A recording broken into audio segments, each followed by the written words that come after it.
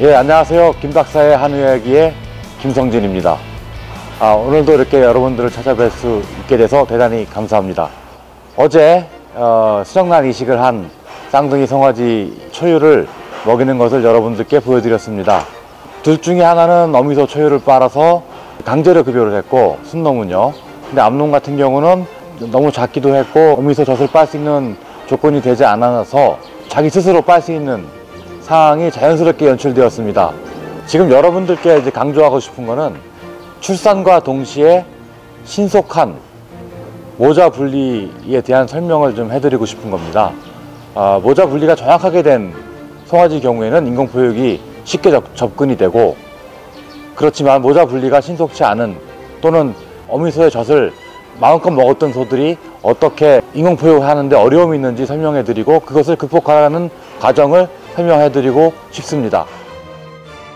어제 둘이 쌍둥이가 태어났죠. 수정란 이식 송아지 쌍둥이가 태어났는데 앞에 있는 녀석이 암놈이었고요.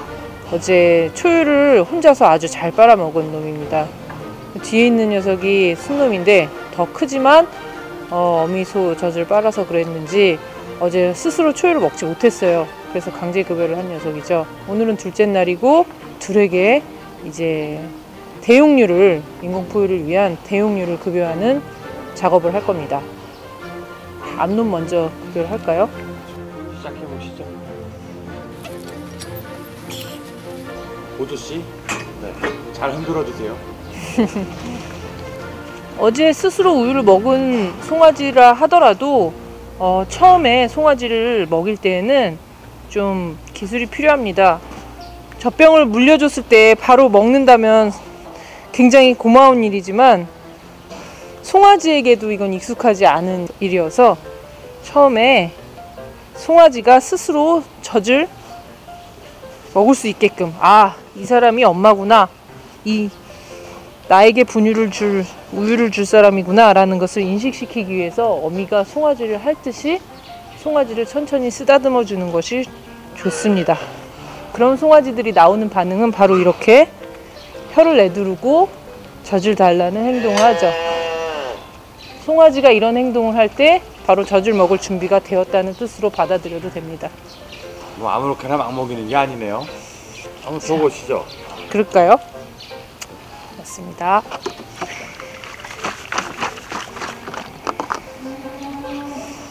준비됐니? 먹어볼까? 자, 스스로 입을 벌려서 젖을 빨죠? 처음 젖꼭지를 어떤 젖꼭지를 물었냐가 되게 중요하겠네요. 그렇죠. 그래서 어미 젖을 빠른 송아지가 젖병 젖꼭지로 바꿨을 때 굉장히 힘든 겁니다. 그러니까 애들이 기억하는 게 맛을 잘 기억할까요? 아니면 조직감을 잘 기억할까요? 둘 다 중요할 텐데요. 둘 다 분명히 중요한 요소입니다. 어떤 송아지에게는 맛이고 어떤 송아지에게는 조직감일 텐데요. 송아지에게는 그냥 마시면 된다 이렇게 생각할 수 있겠지만 사실은 이게 조직감도 중요하고요. 그리고 자기가 처음에 먹게 되었던 그런 모든 환경이 다 중요합니다. 그 조직감이라 하면은 젖꼭지를 빠는 조직감이라고 할 수 있나요? 그렇죠. 젖꼭지를 빠는 바로 그 조직감이죠. 이 송아지는 자기가 처음에 물었던 젖이 아마도 이 젖병 젖꼭지일 겁니다. 그래서 굉장히 쉽게 익숙하게 받아들이고 있는 모습을 보시고 계십니다. 이 젖병이 좋은 점이 젖꼭지의 크기를, 구멍을 조절할 수가 있죠. 새로 태어난 송아지에게는 구멍의 크기를 작게 해서 우유가 나오는 양을 좀 적게 조절하는 것이 필요합니다. 지금 양을 얼마나 주시는 거예요? 지금 오늘은 둘째 날인데 일단 1500ml로 시작하고 있습니다. 1500ml면은 꽤 많은 양인데 그 안에 분유를 몇 그램 정도 넣으셨나요? 지금 현재는 1리터에 150g을 넣었습니다. 1리터에 150g이면은 꽤 많이 넣은 거네요. 그렇죠. 그러면 한 15% 정도 이상 건물량인데 그렇게 됐을 때 그 소화 과정상 문제가 발생하거나 그러지는 않나요? 여태까지 그런 적은 없습니다. 그리고 특히나 요즘은 겨울이기 때문에 오히려 같은 우유라 하더라도 같은 양 동안에 고형물의 함량을 높여줘서 에너지가를 높이는 것이 송아지한테는 매우 유리합니다. 그럼 많이 먹는 게 문제가 안 된다는 말씀이시네요. 그렇죠. 오히려 더 겨울철엔 도움이 되죠. 아, 그런데 왜 자꾸 그 많이 먹는 것에 대한 문제 제기를 그 송아지 사육할 때 그 여러분들께서 하실까요? 저도 그것에 대해서는 좀 많이 의아해했는데, 일단은 어미젖으로 많은 분들이 송아지를 먹이시기 때문에 그 정확한 그 양은 모르실 겁니다. 정확한 양은 모르지만 일단은 송아지에게 많이 먹이면 설사를 한다라는 이야기들이 굉장히 많이 있기 때문에 그러신 것 같습니다. 근데 실제로는 송아지가 오히려 이렇게 좀 많이 먹어줘야 훨씬 질병 없이 건강하게, 그리고 아주 잘 큽니다. 참 어려운 얘기긴 하지만 그래도 우리가 명심해야 될 얘기 같습니다. 예, 맞습니다. 그 많이 먹는 것이 그 올바른 영양 섭취를 도울 테고요. 그것이 결국 면역 증진을 하지 않을까 생각이 드는데, 박사님께서는 어떻게 생각하십니까? 그렇죠. 사실은 가장 좋은 면역의 시작은 영양이라고 할 수 있겠습니다. 그래서 송아지에게 송아지가 아프기 전에 충분한 양의 영양을 공급해 주는 것이 가장 좋은 송아지를 기르는 현명한 길이라고 할 수 있겠습니다. 그런 면에 있어서 지금 이 체구는 작지만 이 송아지는 아주 올바른 길을 가고 있는 거네요. 그렇죠. 작은 송아지일수록 더 요구되는 길이기도 하고요. 왜냐하면 작으면 질병에 대한 저항력이 더 약할 수밖에 없기 때문이죠. 그런데 이런 송아지가 이렇게 잘 먹어주면 이 송아지는 건강하게 자랄 확률이 매우 높아지는 거죠. 자, 이 송아지는 굉장히 잘 먹습니다. 근데 이제 뒤에 있는 황송아지가 이제 얼마나 어떻게 먹을지가 사실은 저도 고민이 좀 됩니다. 왜 그럴까요? 아직까지 스스로 젖을 먹은 경험이 없기 때문이죠. 어미소 젖을 빨았기 때문일 것이라고 이제 추정하는 바로 그 이유 때문이죠.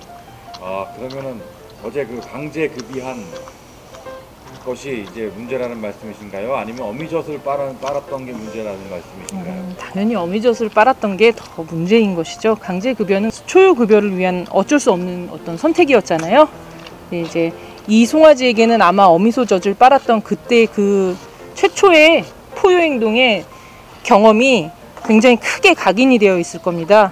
그래서 젖병으로 인공 포유하기가 이런 송아지들에겐 좀 쉽지 않죠. 쉽지 않다는 거는 가능하다는 얘기로 들리는데요. 물론 가능합니다. 가능하지만 많은 노력이 필요합니다. 지금부터 그 과정을 여러분도 보시게 될 겁니다. 지금 굉장히 놀라운데요. 사실은 이틀째 아침부터 1500ml를 먹기는 큰 송아지들도 쉽지 않거든요. 그러게요.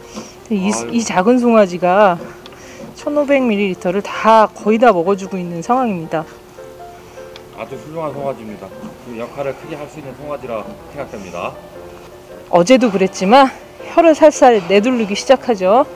그러나 또 달라고 혀를 이제 낼름낼름 하니까 다시 한번 먹이겠습니다.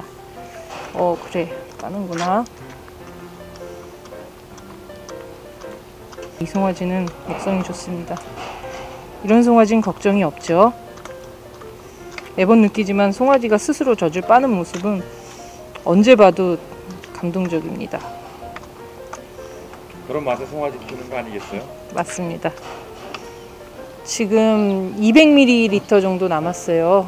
1300을 먹은 상황이고요. 사실 이 정도에서 멈춰도 이 송아지는 지금 충분한 영양을 일단은 섭취한 겁니다. 더 먹겠다고? 한 번만? 오, 대단하네요. 송아지의 상태를 봐가시면서 주시면 됩니다. 그래서 송아지가 더 이상 먹고 싶지 않다고 할 때 적당히 때를 봐서 그만 주시면 되고요.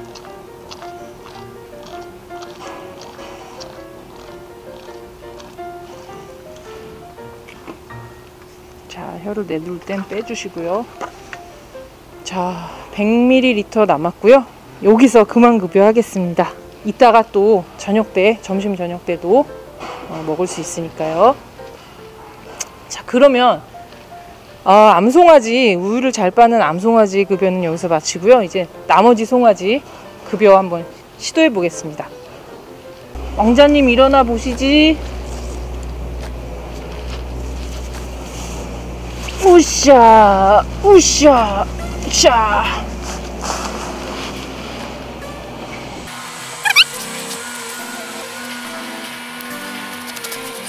지금까지 잠을 자고 있었기 때문에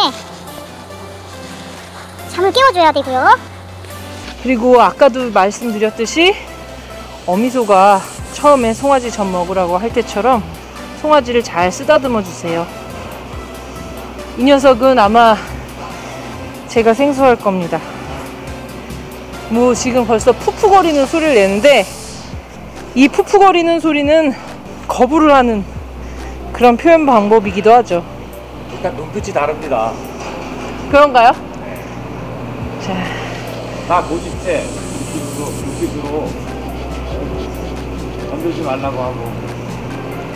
자, 그래도 개의치 마시고 계속 시도는 하셔야 됩니다. 이 송아지를 먹여야 되니까요. 이 송아지는 지금 시도로 먹을 수도 있고 안 먹을 수도 있어요.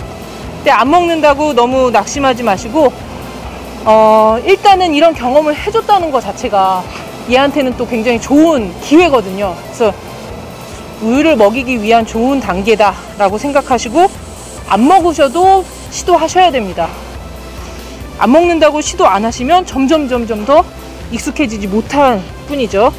자, 쓰다듬어 주면은 좋아하나요? 네, 쓰다듬어 주면은 뭔가 이제 본능적으로 어미소한테 케어를 받는 그때 그 상황으로 이제 다시 돌아가는 거죠. 그러니까 심오한 뜻이. 예, 그래서 처음에 이제 어이구. 어이구, 그랬어. 소리도 잘 내네요.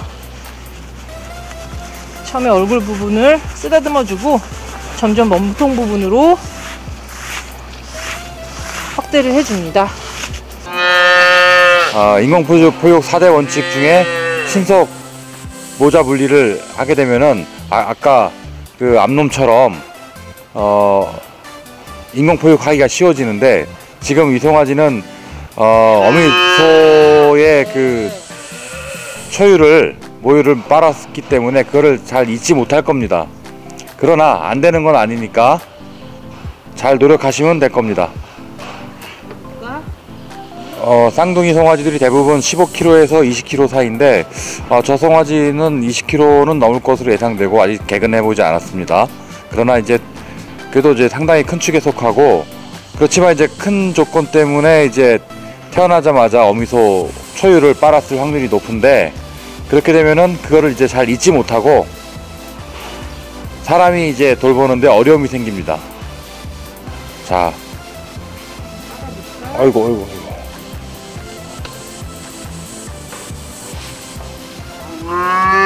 지금 눈빛 자체가 포유를 하기를 상당히 거부하고 있는 눈빛입니다. 네, 그리고 혀를 내두르죠. 괜찮아요. 그래도 지금 우유 맛을 한번 봤고요. 이제 낼름낼름 혀를 한번 낼름거리는 행동을 했죠. 일단 풀어주겠습니다. 자, 이런 시도를 두세 번 하시면 좋습니다. 송아지가 안 먹는다고 해서 계속해서 그 젖병을 넣어준다거나 강제로 먹게 만들려고 하지 마시고요. 뭔가 속은 굉장히 타시겠지만 조금 더 침착하게 생각을 하고 싫다고 하면 놔줍니다.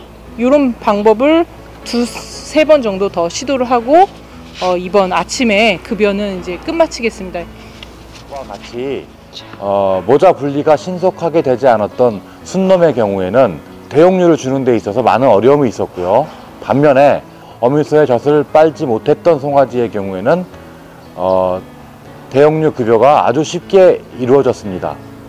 이것은 태어나자마자 어미소를 만나는 과정 자체가 인공포육을 매우 어렵게 하는 것으로 이어지니 여러분들께서는 인공포육을 하시려면 모자 분리를 신속하게 하시는 것이 정답일 것이라 생각합니다.